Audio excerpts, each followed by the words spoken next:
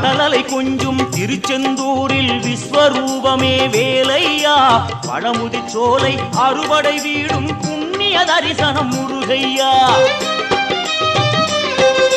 திருநீர் அணிந்து வரும் போது நெஞ்சில் நிம்மதி பிறக்குது கந்தையா சுகனே சிவனார் மகனே உன்னை பாட பாட சுகமாகுதையா வேல் முருகா அரோகரா